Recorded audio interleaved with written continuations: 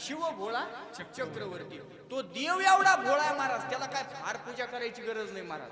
पण चला, भगवान भोलेनाथाची पूजा कशी करायची थोडं लक्ष द्या. आता बारकाईने महिला मंडळ, पुरुष मंडळ थोडं बारकाईने लक्ष द्या.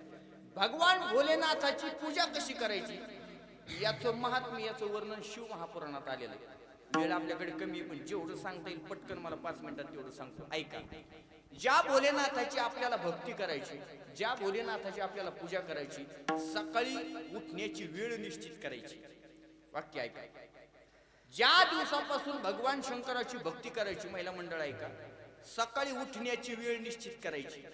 एक तर 4 म्हणा, 3 म्हणा, 5 म्हणा, 6 म्हणा, सकाळी याच वेळेत रोज उठायचं. ऐका बरं. ज्या शिवालयात आपल्याला जायचंय, ज्या भोलेनाथाच्या मंदिरात जायचंय, ती एकच मंदिर फिक्स करायचंय.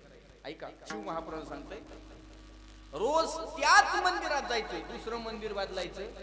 शिव महापुराणात वर्णन आलेलं आहे. बरं, ज्या वेळेला मंदिरात जायचं ती वेळ पुन्हा बदलायची नाही. तुम्ही असं नाही करायचं, सकाळी एकदा जायचं, दुसऱ्या दिवशी ध्यान नाही आलं का दुपारी जायचं, तिसऱ्या दिवशी नाही जमलं मग संध्याकाळी. अजिबात नाही. काय एकच वेळ ठरवायची, एकच वेळी. कारण देव त्याच वेळेत आपल्या भक्ताची वाट पाहत असतो. देवाला माहिती माझा भक्त रोज सकाळी 5लाच मला भेटायला येतो. ऐका, 5ला येतो, आणि 2-4 दिवस 5ला गेले, आणि 2-4 दिवसांनी मग दुपारी गेले की लोक देव म्हणणार हेच काही खरं नाही गाडी. हे ते जागत ना आपल्याला जागी ते रातभर, देवही नादी लागत नाही. त्याच्यामुळं वेळ आपली निश्चित करायची, उठण्याची वेळ फिक्स.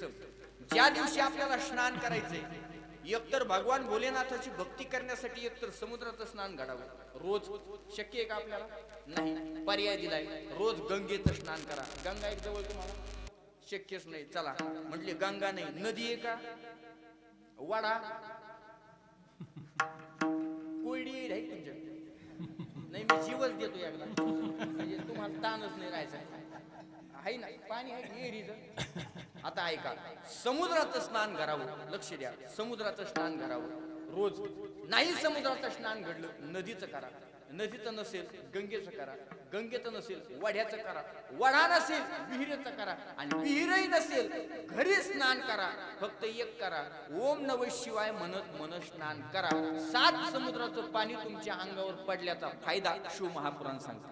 फक्त ओम नमः शिवाय म्हणत देवाचं भजन करत स्नान करायचं. ऐका, ओम नमः शिवाय.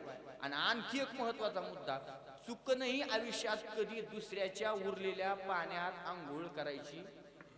तुम्ही जर एक दिवस चुकून दुसऱ्याच्या उरलेल्या पाण्यात आंघोळ केली की वर्षभर बुरसुली राहायचं, पाईप लागत. आलं तुमच्या लक्षात मला काय म्हणायचं? म्हणजे काय होतंय, तुम्ही वर्षभर कसे राहता, बुरसुलच म्हणते का तुमच्याकडे? बुरसुलच म्हणते. मला वाटलं काही वेगळे, जरा जिल्हा बदलून आहे ना आपला, त्याच्यामुळे. चला, अशी साधना करत असताना स्नान करायचं. जी वेळ आपली मंदिरात शिव मंदिरात जायची ठरली त्याच वेळेत जायचं. सकाळी 5ला जायचं. उदाहरणार्थ गेले का मंदिरात भगवान भोलेनाथाच्या पिंडीच्या समोर बसत असताना रोजची जागा फिक्स करायची, जागा बदलायची नाही. का जागा बदलायची नाही? महाराज तुकाराम महाराज रोज एकाच दगडावर बसत होते, तर तुकाराम महाराजाचे अभंग ऐकून दगडाला पाजर फुटत होता. हे जागेचं काही महिमा आहे. तुम्ही जर एकाच जागेवर साधना केली तर त्या जागेला सुद्धा काय होतं, तप प्राप्त होत असते. म्हणून जागा बदलायची नाही. दुसरी महत्वाची, भगवान शिवा भोलेनाथाच्या मंदिरात भक्ती करत सेवा करण्यासाठी, पूजा करण्यासाठी गेले असताना एकच मांडी बदलायची नाही, म्हणजे आसन बदलायचं नाही. रोज तुम्ही जे आसन टाकता त्याच आसनात बसायचं. डोळे झाकायचे, हात जोडायचे, आणि ओम नमः शिवाय, ओम नमः शिवाय. तुम्ही रोज जेवढा वेळ भजन करता रोज त्याच वेळ नामस्मरण झालं पाहिजे.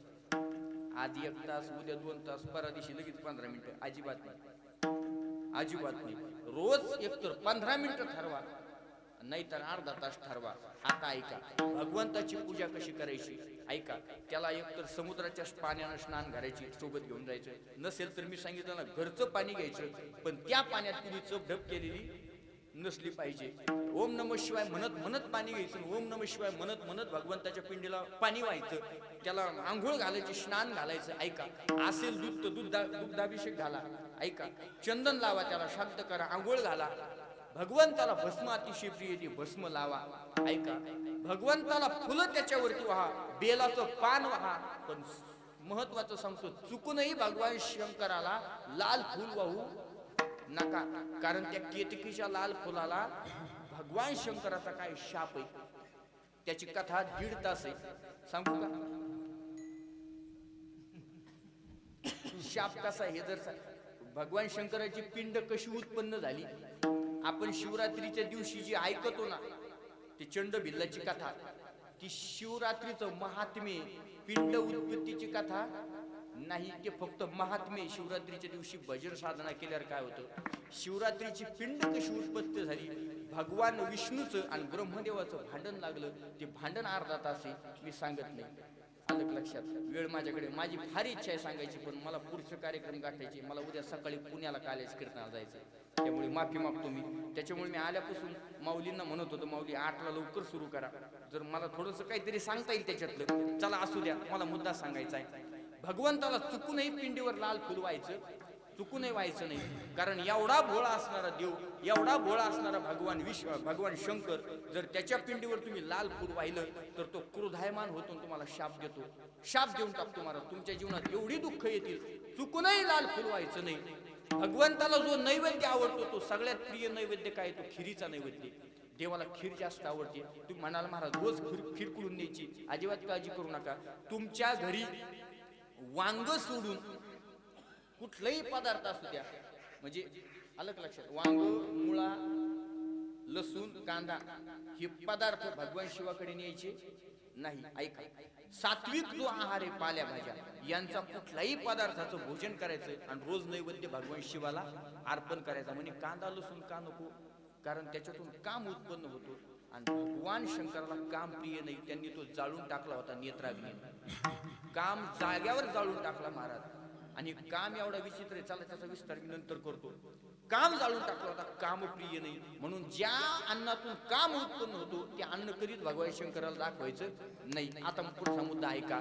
भगवान शंकराची मनोभावी पूजा करायची. वर गळती असते पहा, गळती टिपटिप, भगवान शंकराला जलप्रिय आहे. जेवढं जमेल तेवढं पाणी भगवान शंकराला अर्पण करायचंय. अजून भगवान शंकराला बिलवदल प्रिय आहे. बिलवदल म्हणजे बेलाचं पान. जिथं दिसेल पिंड तिथं बिलवदल टाकून द्या, भगवान शंकर प्रसन्न होतो. काहीच लागत नाही, पत्रम पुष्पम फुलम तोय, याच्यापेक्षा वेगळं काही लागत नाही भगवान शंकराला. मनोभावे साधना करायची, हात जोडायचे, दर्शन घ्यायचं आणि पूर्ण प्रदक्षिणा करायची. आता का करत नाही पूर्ण प्रदक्षिणा, उत्तर ऐका. भगवान शंकराची जी मूर्त आहे आणि ती खालची जी बाजू आहे तिला पार्वतीचं स्वरूप मानलं जातं. खालची बाजू तिला योनी म्हणतात, पार्वतीचं स्वरूप मानलं जातं. आणि त्या पार्वतीच्या स्वरूपावर जी मधला जो गोलाकार भाग आहे ते भगवान शंकराचं लिंग आहे, त्याला शिवलिंग म्हणतात. खाली पार्वतींवर शिवलिंग मिळून भगवान शंकराचे काय पिंड आहे. तुम्ही कुठल्याही मंदिरात गेले तर भगवान शंकराची पिंड कधीही उजव्या दिशेने उत्तरेकडे असते. तुमच्याकडे उत्तर दिशा कुठे आहे? इकडच आहे. भगवान शंकराची पिंडीचं तोंड कोणकडे?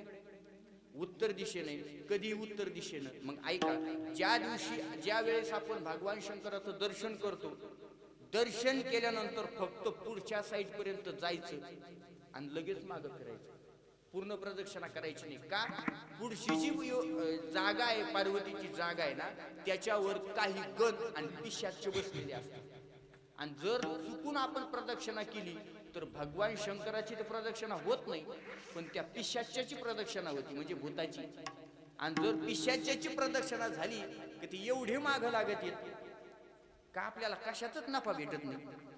तुम्ही कांदे लावा, वांगे लावा, मिरच्या लावा, कवा गेले का तोटाची. आलं का लक्षात? चुकूनही पिशाचे आपल्या अंगावर घ्यायचे नाही.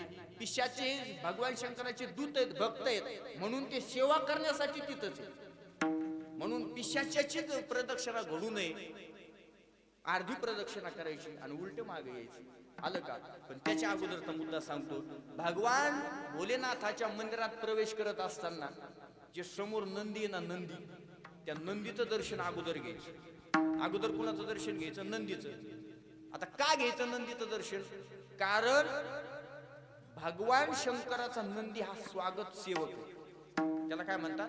स्वागत सेवक म्हणतात. म्हणजे कुठेही भगवान शंकर निघाले तर तो देवाच्या आधी जाणार आणि सगळ्यांना सूचना देणार, खबरदार, कैलासीचा राणा भोळा चक्रवर्ती आणि पार्वतीचा पती योगीराज असा भगवान शंकर येत आहे हे सगळ्याला सावध करणार की स्वागत सेवक आहेत. म्हणून अगोदर नंदीची पूजा करायची, नंदीचं दर्शन घ्यायचं आणि नंदीचं दर्शन घेतल्यानंतर आपला अंगठा आणि अंगठ्याचा जो अंगठ्या शेजारचं बोट बरं का हे नंदीच्या शिंगावर ठेवायचं आणि पाठीमागचा हात त्याच्या वृषणाला लावायचा आणि शिंगातून भगवान शंकराची पिंड पाहायची. का पाहायची? ऐका, शिंग हे अहंकाराचं प्रतीक आहे आणि वृषण हे कामाचं प्रतीक आहे. म्हणजे कामाला आणि क्रोधाला शांत करून भगवान शंकराची पिंड पाहायची, तर तो देव प्रसन्न होतो. एक भक्त शिलाद नावाचा भगवान शंकराचा शिव महापुराणात कथा आलेली आहे. तो भगवान शंकराची भक्ती करायचा आणि भगवान शंकर प्रसन्न झाले, म्हटले काय पाहिजे? तो म्हटला काही नाही, मला तुझ्या सेवेत रत असणारा, तुझी रात्रंदिवस सेवा करणारा आणि अजर आणि अमर असा मुलगा व्हावा. तू म्हटले. आता त्या शिलादाला यज्ञ करायचा नाद होता आणि यज्ञ करत असताना, जागा खांदत असताना त्याच्या घामातून एक पुरुष प्रगट झाला. त्याचं नाव आहे नंदी. त्याचं नाव आहे नंदी. का त्याचं नाव नंदी ठेवलं? तो जन्माला आल्यापासून, तो प्रगट झाल्यापासून शिलादाला आनंद झाला याच्यात नवल नाही, स्वतः भोलेनाथाला आनंद झाला, त्यानं सगळ्याला आनंदी केलं म्हणून त्याचं नाव नंदी. आणि असा नंदी महादेवाच्या मंदिराच्या समोर असावा, बाजूला नंदी चालत नाही. पुन्हा सांगतो तुम्हाला कोणी काही सांगत, मी शिव महापुराणातलं सांगतो, मंदिराच्या समोरच नंदी असला पाहिजे, मंदिराच्या बाजूला नंदी चालत नाही. तुम्ही 12 ज्योतिर्लिंग आहेत ना, तुम्ही 12 ज्योतिर्लिंगाला पहा. काशी जर सोडलं तर, आता काशीच्या समोर जर गेली तर मस्जिदीच्या समोर नंदी आणि मंदिरासमोर नंदी दुसरा आणून बसवलाय. म्हणजे ती मस्जिद नसून, तुम्ही ते समजून घ्या, मला काय भांडण लावायचं. तुमच्या लक्षात आलं का? मला तुम्ही पटकन कळून घ्या. नंदी हा कायम मंदिराच्याच समोर असला पाहिजे, बाजूला चालत नाही. आणि महिला मंडळ, तुम्ही रात्रंदिवस मंदिरात पूजा करता आणि तुम्ही घरी देवपूजा करता ना, तुम्ही घरी देवपूजा करता ना, घरी महादेवाची जर पिंड असेल आपल्या देव्हाऱ्यात, तर त्या पिंडीच्या समोर चुकूनही नंदी नसावा. माझं वाक्य ऐका बरं. घराच्या बाहेर मंदिरात जर पूजा असेल किंवा घराच्या बाहेर एखादं झाड असेल, याचं बेलाचं झाड असेल, त्या बेलाच्या झाडाखाली जर पिंड असेल तर त्याच्या समोर नंदी ठेवा. पण देव्हाऱ्यात जर भगवान शंकराची पिंड असेल तर त्या पिंडीच्या समोर नंदी ठेवायचा नाही. देव्हाऱ्यातल्या पिंडीच्या समोर चुकूनही नंदी ठेवायचा नाही, बाहेर नंदी ठेवायचा, देव्हाऱ्यातल्या नाही. आणि ऐका, भगवान शंकराची देवपूजा करत असताना भगवान शंकराची पूजा सगळ्यात शेवटी करायची, सगळ्यात सुरुवातीला गणपतीची पूजा करायची. असं गणपती खाली ठेवायचा आणि मग असे देव मांडत मांडत मांडत सगळ्यात वर भगवान शंकर मांडायचे. म्हणजे का शेवट करायची पूजा, सुरुवात गणपतीपासून आणि शेवट जे महत्वाचं तत्व आहे, मेन तत्व सगळ्यात श्रेष्ठ असणार. कारण भगवान विष्णू आणि भगवान ब्रह्मदेव कृष्ण हे सगळे एकापासूनच तयार झाले, त्याचं नाव आहे शिवतत्व. या शिवापासून सगळी माया तयार झाली, या शिव परमात्म्यापासून सगळं हे ब्रह्मांड तयार झालेलं आहे. म्हणून सगळ्यात शेवटी शिव परमात्म्याची पूजा करायची. आता बरंच आहे पण उरकून घेतो, भरपूर पण उरकतो. म्हटले महाराज, एवढे कडक नियम जर आम्ही पाळायचे तर मग हे कधी आमच्याच्यानं घडायचे? हे जमणार नाही महाराज आम्हाला. हे फुल व्हायचं नाही, नाशिक पूजा करायची, तसंच नाही. मग नामदेव महाराजांनी सोपा उपाय सांगितला. नामदेव महाराज म्हटले, भगवान शंकराला प्रसन्न करायचं असेल तर एकच सोपा उपाय. काय? एक पासा पाणी, एक बिल्व दळ आणि पूजन सोपे बहु. याच्यातलं काहीच टेन्शन घेऊ नका. रोज उठा सकाळी एकाच टायमावर, ओंझळभर पाणी घ्या, भगवान शंकराच्या पिंडीवर वाहा, एक बेलाचं पान वाहा, हात जोडून नमस्कार करा आणि म्हणा, देवा आवाहम न जानामी तव अर्चनम. देवा, मी तुझी भक्ती जाणत नाही, मी तुझं आवाहन जाणत नाही, मी तुझी पूजा अर्चना जाणत नाही. माझी असेल तशी भोळी बाबडी सेवा स्वीकार करून घे. हे जर तुम्ही अंतःकरणापासून म्हटले तर तो देव आपल्या भोळ्या भक्तांसाठी भोळा होतो. शिव भोळा चक्रवर्ती, ज्यानं कधी मंदिराचं तोंड पाहिलं नाही आणि मग म्हणायचं देवा मला प्रसन्न होतो, त्याच्यासाठी तो भोळा नाही, त्याच्यासाठी तो आगणीचा अवतार आहे. फक्त काम करा, त्याचे पाय माझे चित्ती. म्हणे काय करतो तो परमात्मा? त्याचं जर नामस्मरण केलं, वाचे वदता शिव नाम, तया न बाधी क्रोध काम. महाराज म्हणतात त्याचं जर भजन केलं तर माणसाला सांसारिक जीवनामध्ये जे विकार त्रास देतात, काम, क्रोध, मद, मत्सर, हे सगळे जळून जातात. काम जळून जातो का? कारण स्वतः भगवान शंकरानं काम जाळून टाकलेलं आहे. भगवान शंकराची समाधी भस्म करण्यासाठी कामदेव प्रगट झाला. महाराज ऐका बरं का, कामदेव प्रगट झाला. भगवान शंकराला त्रास झाला. भगवान शंकरानं नेत्र उघडले, तिसरा डोळा उघडला आणि कामदेव जाळून टाकला. महाराज जाळून टाकला, कामदेव जाळून टाकला. आता कामदेव जळाला, पण ज्या ज्वाला निघाल्या होत्या नेत्रातून त्या शांत झाल्या नाही. याचं काय करायचं? मग त्या ज्वाला जे आहेत ना समुद्रात पाठवल्या. समुद्रानं त्या स्वीकारल्या आणि त्या समुद्रात ज्वालापासून एक पुत्र प्रगट झाला भगवान शंकराचा. त्याचं नाव आहे जालंधर. हा जालंधर दैत्य. आणि या जालंधराची पत्नी वृंदा, ती पतिव्रता होती म्हणून जालंधर मरत नव्हता. भगवान विष्णूने तिचं पातिव्रत्य भंग केलं. कथा विस्तारित मी फक्त पटपट सांगतो तुम्हाला. आता ऐका, भगवान शंकरानं तिचं पातिव्रत्य भंग केलं. ती सती गेली आणि तिच्यापासून एक वृक्ष जन्माला आला. त्याचं नाव आहे तुळस. त्याचं नाव काय? तुळस. आणि त्या तुळशीला भगवान शंकरानं आशीर्वाद दिला. भगवान विष्णूनं आशीर्वाद दिला. काय आशीर्वाद दिला? ऐक म्हणे, माझ्यामुळे तुझा पती मेला आणि तू सती गेलीस ना, तुला आशीर्वाद देतो, तुला असं वरदान देतो, जो कोणी मृत्यू लोकातला माणूस तुझा आधार घेऊन माझ्यापर्यंत येईल त्याचं मागचं सगळं माफ करतो म्हणे. म्हणजे याचा अर्थ काय? तुळशीची माळ जर आपण गळ्यात घातली, ज्या दिवशी माळ गळ्यात घातली त्या दिवशी पासून मागचं सगळं काय होतंय? सगळं काय होतंय? माफ होतंय. कर्ज माफी लगेच होते. तारीख बिरीख घ्यायची गरज नाही. ज्या दिवशी तुळशीची माळ घातली त्या दिवसापासून पाठीमागचं सगळं काय होतं? माफ होतं. पण आता मुद्दा ऐका, ज्या दिवशी तुळशीची माळ घातली त्या दिवसापासून पाठीमागचं माफ होतंय केलेलं पाप. पण माळ घातल्यापासून पुढं केलेलं पाप डबल होतं. तुमच्या लक्षात आलं का? माळ घालायच्या अगोदर केलेलं पाप माळ घातल्यावर नष्ट होतं, पण माळ घालून केलेलं पाप एक केलं का डबल होतं. एक चपलीचा जोर चोडला की दोन चोरल्याचं पाप लागत. म्हणजे तसं कोण नेणार नाही, पण मी आपलं सांगायला लागलो डबल होते. म्हणून माळकऱ्यानं फार योग्य